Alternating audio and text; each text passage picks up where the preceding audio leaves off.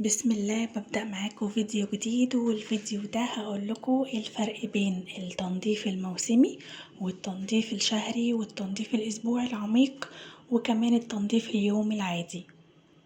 طبعا الكلام اللي هقوله ده من خلال وجهة نظري الشخصية وتجربتي، ورب اللي يعجبه الكلام يعني لو طبقه ان شاء الله هيرتاح على النظام اللي هقوله جدا. وما تنسوش تكملوا الفيديو للآخر وقولوا لي رأيكم في الكومنتات واعملوا لايك واشتركوا في القناة. هنبدأ بالكبير للصغير. يعني هنبدأ مثلا بالتنظيف الموسمي اللي هو بيحصل ما بين المواسم زي الصيف والشتاء، ربيع وخريف وهكذا. يعني احنا مثلا دلوقتي في الشتاء بندخل الصيفي وبنطلع الشتوي، فبالمرة بنعمل تنظيفات عميقة مش بنعملها في يعني كل شهر ولا بنعملها في الأيام العادية. يعني واحنا بنطلع الشتوي بندخل الصيفي بالمرة، لو حط حاجة تحت السراير بننضف تحت السراير. بلمع النجف، بنزل الستاير اغسلها، ولو في سجاد عايز يتغسل بغسله. دي حاجات يعني بتتنضف مع حاجات موسمية، مش كل شهر بغسل سجاد، ولا كل شهر هغسل الستاير، ولا كل شهر هلمع نجف. في برضو أجهزة بتحتاج تنظيف موسمي زي المراوح أو التكييفات. أنا بحب أنضف المروحة قبل ما أشيلها، مش بشيلها زي ما هي أبدا، بنضفها كويس جدا، فك كل أجزائها وبعدين أغطيها بكفر أو أفك أجزائها الصغيرة وأحطها في أكياس وأشيلها تحت سرير أو على جنب في أوضة، يعني تكون متشالة نضيفة. وبالنسبة للتنظيف الموسمي كمان ان انا بنضف الانتريه، الحاجات اللي هي لو عندك سرير كرتونيه او السراير المراتب، الحاجات اللي هي الكبيرة دي برضو مش بعملها كل شهر، هي بتبقى محتاجة تنظيف موسمي. بالنسبة للتنظيف الشهري يعني في أجهزة بتحتاج تنظيف دوري باستمرار زي مثلا المكنسة الكهرباء، دورة الغسالة العادية، ان احنا نعمل للغسالة دورة تنظيف شهرية. الشبابيك بتتنضف كل شهر، انا ممكن بعملها كل شهر تنظيف عميق جدا، وبعملها في التنظيف الاسبوعي كمان. الدواليب لو محتاجة تنزلي مثلا الدولاب وتعيدي ترتيبه ده خليه في ضمن الترتيب الشهري. كمان التلاجة ولا البوتاجاز بيحتاجوا تنظيف عميق كل شهر. لو حاطة ديكورات بتتغسل، الحاجات اللي هي ممكن تتعمل مرة واحدة في الشهر.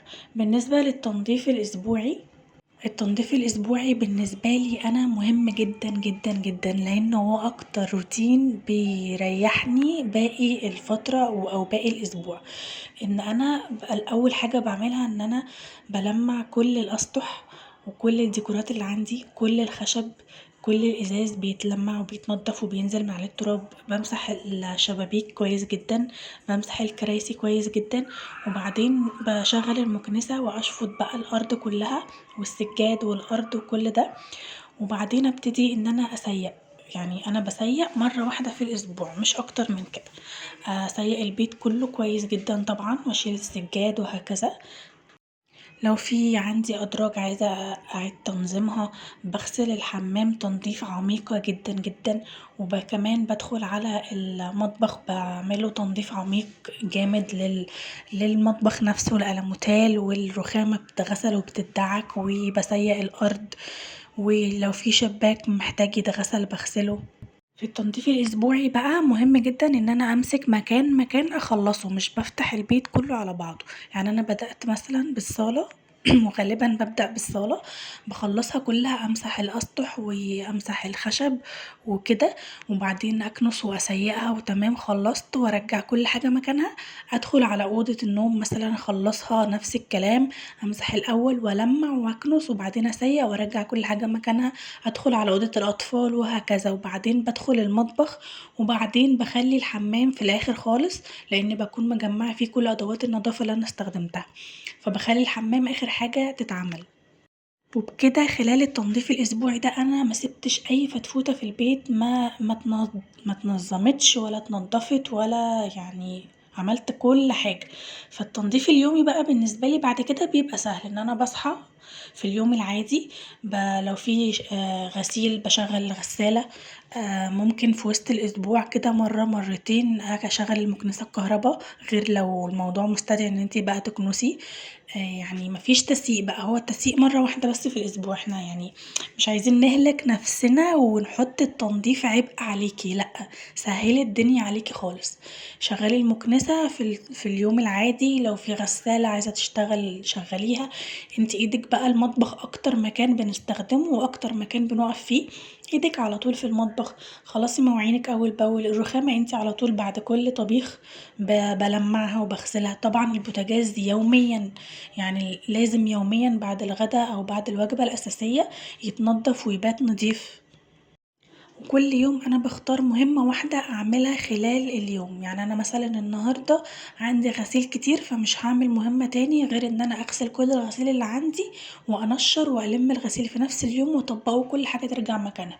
في يوم تاني مثلا انا عندي خضار مثلا محتاج يتخزن، فخلاص هي المهمة دي الوحيدة اللي انا هعملها النهاردة بجانب المهمات العادية اليومية، ان انا مثلا هسلق الخضار ده واقطعه واخزنه وهكذا. عندي مثلا حاجات محتاجة تتخيط، بجمع كل الحاجات اللي في البيت اللي محتاجة خياطة واعملها كلها مرة واحدة، فدي مهمة اليوم. الحمام مثلا الحوض محتاج يتعمل تاني. ايدك فيه طبعا. الحمام والمطبخ دولت الحاجتين اكتر حاجتين بيبقى ايدنا فيهم يعني طول الاسبوع. بنغسلهم تنظيف عميق جامد مع التنظيف الاسبوعي، لكن كل يوم او يومين الحمام طبعا بيتعمل تاني. وكده كده كل فرد بيدخل الحمام يعني المفروض ان هو بيظبط الحمام وراه قبل ما يطلع. فعايزه اقولكوا النظام ده بجد ما شاء الله ما شاء الله، لو طبقتوه هترتاحوا عليه جدا. انا اللهم بارك بقالي 3 سنين جواز ماشية على النظام ده ومريحني جدا جدا. وهيبقى عندك خلال اليوم في وقت فاضي، مش هتبقي ضاغطة نفسك، هتلاقي بيتك مع واحدة واحدة هتلاقي بيتك نضيف ورايق. يعني ما تضغطيش نفسك. التنظيف العميق ابدأي بالتنظيف العميق اللي هو الشهري، هتلاقي مع الوقت بيتك بقى رايق ونضيف. وجربوا النظام ده بجد يعني، اللهم بارك، بيبقى فيه بركة يعني كبيرة جدا في اليوم. اتمنى الكلام يفيدكم، ولو استفدتوا سيبولي رأيكم في الكومنتات، ولو عندكم آراء تانية او ماشية على نظام تاني جاب معاكي نتيجة قوليلنا برضو في الكومنتات وشاركوا الآراء واعملوا شير للفيديو.